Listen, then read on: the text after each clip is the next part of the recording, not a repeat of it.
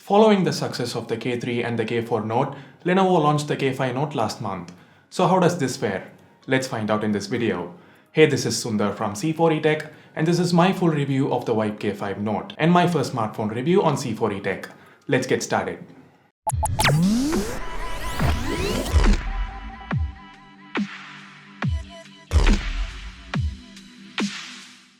Let's start with what the K5 Note offers on paper.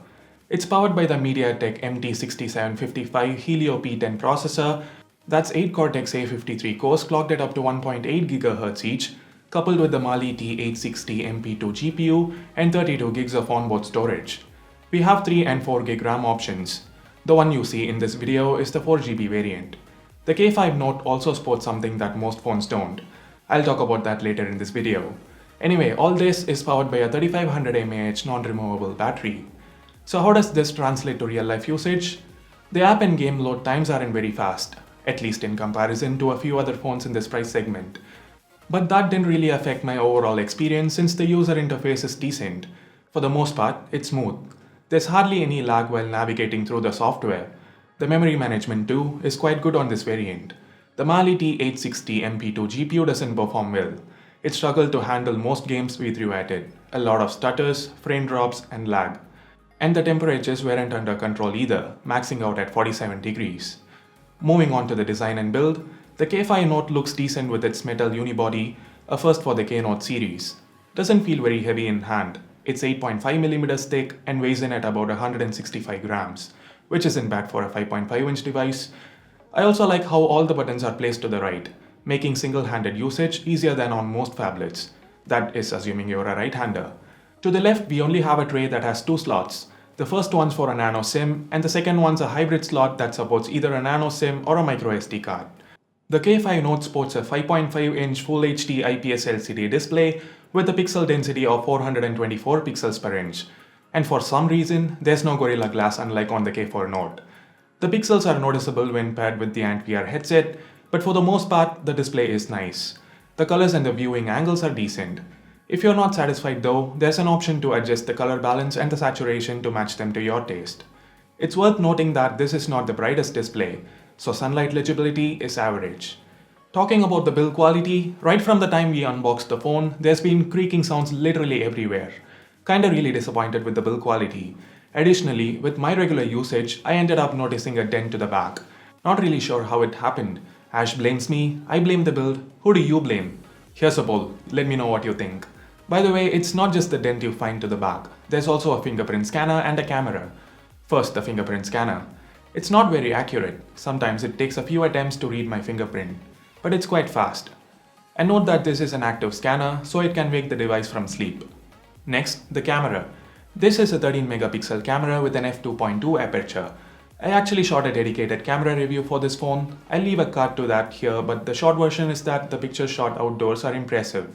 Decent color reproduction and detail. Under low light, the pictures aren't great. There's way too much noise. The camera also shoots 1080p videos at 30 frames per second. And as you'd expect from a phone in this price segment, the quality is just about acceptable. The color reproduction is okay and the detail level's average. The 8 megapixel front-facing shooter does a good job though. I had no noteworthy issues with the cellular reception. Something worth noting though is that there's no support for VoLTE yet. So phone calls with your new GeoSIM aren't possible yet. But Lenovo confirmed that it'll be made available soon through an OTA update. Lenovo has in the past committed to updates that haven't happened, so I'll believe it when I see it. The call quality via the earpiece is good. The audio quality via the loudspeaker is decent at best. But well, here's the thing I love the most about the K5 Note. And this is what I was talking about earlier in this video. It comes with Dolby Atmos technology built in, which has been made possible by the Wolfson codec for enhanced audio output via the 3.5mm headphone jack. And yeah, the 3.5mm headphone jack does exist. If there's one thing I like more with the K5 Note than the last two phones I used, the Mi 5 and the S7 Edge, it's the presence of a dedicated audio chip here. The quality is amazing, as simple as that. The 3500 mAh battery holds up quite well. For my usage, the K5 Note lasted me a whole day before running out of juice. And that, like I said, is for my usage, which includes about 30 minutes of phone calls on average, an hour or two of mild gaming, mostly Leo's Fortune and Tiger Ball, about 2 hours of music via headphone jack, maybe around 30 minutes of YouTube, all with the internet connection turned on for well over 12 hours, either Wi-Fi or 3G. And there is a caveat to the day-long battery life, which I will talk about later in this video. Moving on, the K5 Note comes with Android 6.0 Marshmallow out of the box with Lenovo's Pure UI on top. Whether or not it was intentionally named that way, it does offer an interface close to that of pure Android, and I really like it. Lenovo's toned down the bloat, it's mostly just the necessary apps to get started with. And like I said earlier in this video, the UI is smooth, fast, and responsive. Talking about the features, Pure UI offers Secure Zone.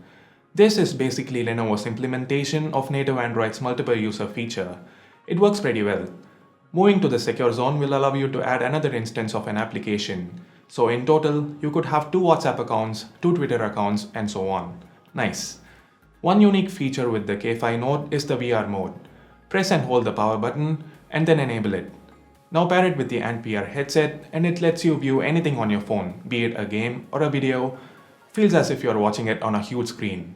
You're no more restricted to limited VR content because it works with any regular media.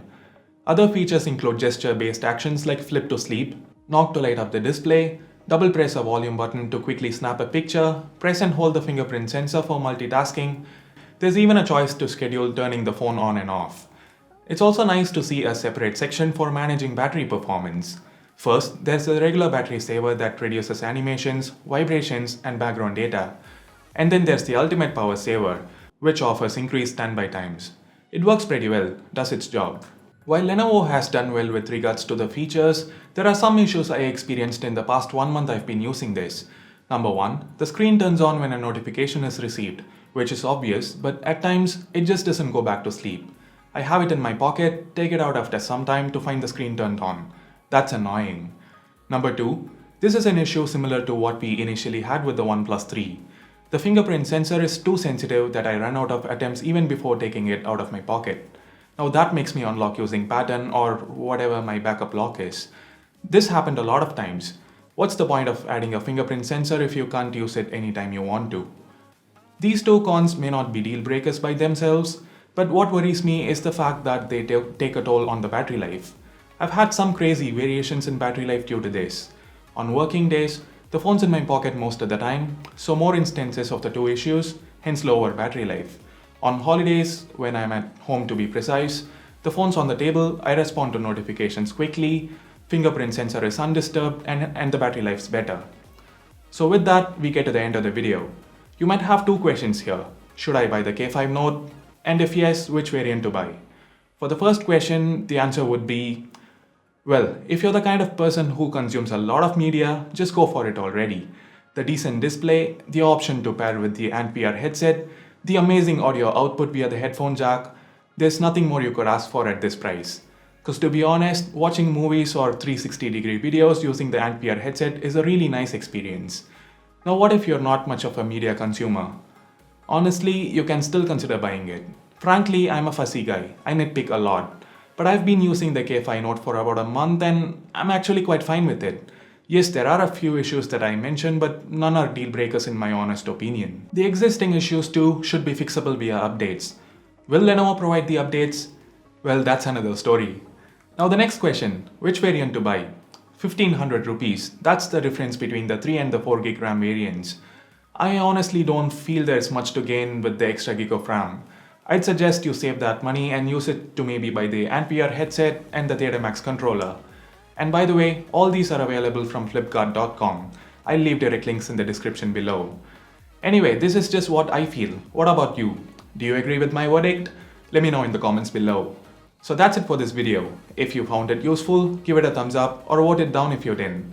That's pretty much it. Thanks a lot for watching. This is Sundar from C4E Tech, leaving for the moment. Have a nice day.